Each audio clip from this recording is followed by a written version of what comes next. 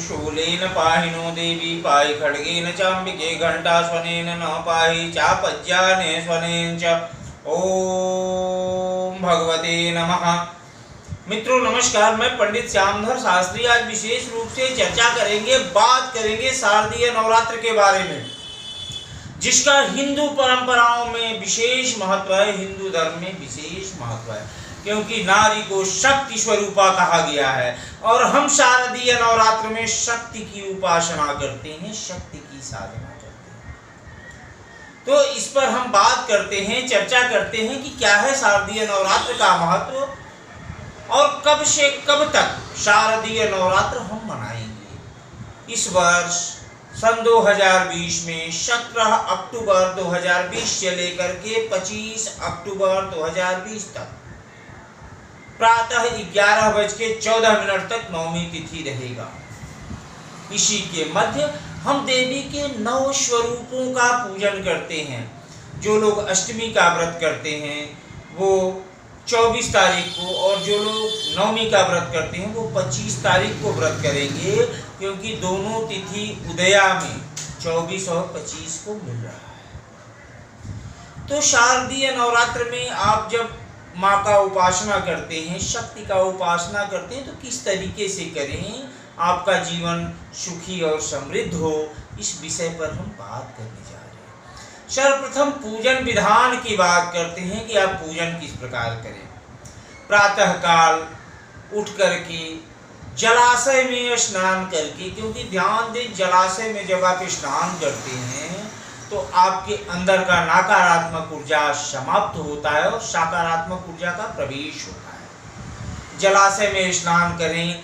अगर आपके आसपास जलाशय न हो तो थोड़ा सा गंगा जल डाल लें, उसके बाद जल डालें, क्योंकि ध्यान दें गंगा जल में जल डाला जाता है, जल में गंगा जल कभी नहीं डाला जाता, क्योंकि जल में आप गंगा जल डालते हैं तो गंगा जल विष के समान हो जाता है। इसलिए सबसे पहले बाल्टी में स्नान करने वाला जो भी आपके पास वस्तु हो उसमें थोड़ा सा गंगा जल डालें, तदुपरांत आप जल डालें और स्नान करें। प्रातः स्नान करने के बाद आप षोडशोपचार पूजन करें, नैवेद्य चढ़ाएं, पंचोपचार पूजन करें और माला, पुष्प, धूप, दीप, नैवेद्य सब कुछ माँ को श्रद्धा और भक्ति के साथ समर्पित करें। इस तरीके से अगर आप पूजन करते हैं तो आपके लिए लाभप्रद रहेगा। अब हम बात करते हैं कि शारदीय नवरात्र का क्या है पौराणिक महत्व, इसके बारे में भी हम जानने का प्रयास करते हैं, बात करते हैं। सबसे पहले जान लेते हैं माँ का प्रथम स्वरूप शैलपुत्री है, यानी प्रथम दिन यानी शनिवार को 17 तारीख को घट स्थापन के बाद, कलश स्थापन के बाद, नवग्रह स्थापन के बाद, समस्त पूजन के बाद हम माँ के शैलपुत्री स्वरूप का पूजन करेंगे। अब शैलपुत्री का स्वरूप कैसा है, क्या है इसके पीछे का पौराणिक महत्व, इस बात पर हम चर्चा करते हैं, बात करते हैं। क्योंकि हिमालय राज शैल के यहाँ शैलपुत्री का जन्म हुआ, यानी पार्वती जी का जन्म हुआ। इसके पीछे का जो पौराणिक महत्व है, इसके पीछे का जो इतिहास है, इस पर हम सबसे पहले प्रकाश डाल लेते हैं। उससे पहले बात करते हैं कलश स्थापन का शुभ मुहूर्त प्रातः 8:36 से लेकर के 10:53 तक रहेगा। अभिजीत मुहूर्त, ध्यान दे, अभिजीत मुहूर्त 11:38 से 12:23 तक रहेगा।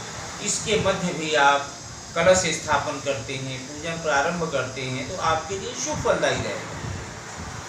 अब शैलपुत्री का जन्म कैसे हुआ, इसके बारे में हम बात करते हैं कि माँ का स्वरूप कैसा है, जन्म कैसे हुआ, इस पर चर्चा करते हैं, बात करते हैं। दक्ष प्रजापति के यहाँ एक बड़ा विशाल यज्ञ हुआ।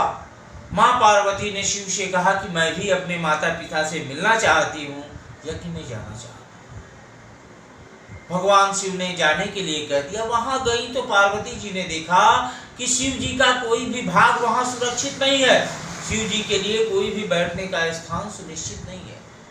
माँ क्रोधित हुई, उन्होंने अपने पिता को अपशब्द कहा और साथ ही वो अग्नि में प्रवेश कर गई, अग्नि में समाहित कर ली, अपने को समर्पित कर दिया अग्नि में, अपने शरीर को जला दिया, भस्म कर दिया। तदोपरांत भगवान शिव क्रोधित हुए और उनके गणों ने दक्ष प्रजापति को युद्ध में हराया।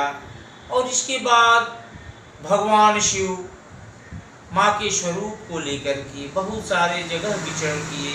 जहाँ जहाँ भगवान शिव गए वहाँ वहाँ आज के समय में पीठ के रूप में हम जानते हैं, देवी पीठ के रूप में हम जानते हैं। उसके बाद कालांतर में हिमालय के यहाँ माँ पार्वती जी का जन्म हुआ, इसलिए उनका नाम शैलपुत्री पड़ा। तो शैलपुत्री के जन्म के उपरांत उन्हीं के नाम से हम प्रथम दिन नवरात्रि का जो पूजन करते हैं वो शैलपुत्री के नाम से जानते हैं, शक्ति की उपासना करते हैं। चक्रों में जो हमारे शरीर में चक्र होते हैं, मूलाधार चक्र जो प्रकृति पृथ्वी तत्व से संबंधित है, मूलाधार चक्र जागृत होता है शैलपुत्री के पूजन करने से। तो प्रथम दिन आप शैलपुत्री का पूजन करें, ध्यान करें, पाठ करें, तो आपका जीवन सुखी और समृद्ध होगा, इसमें कहीं कोई संदेह नहीं। जिन महिलाओं, जिन कन्याओं का विवाह न हो पाता हो या जिनके यहाँ पारिवारिक असंतुलन की स्थिति पाई जाती हो, वैसे पुरुष या महिला या कन्या या बालक जिसका शिक्षा में भी मन न लगता हो, देवी के शैलपुत्री स्वरूप का ध्यान करें। स्वरूप कैसा है देवी का? वृषभ पर, वृषभ इनका वाहन है, दाहिने हाथ में त्रिशूल है और बाएं हाथ में कमल पुष्प।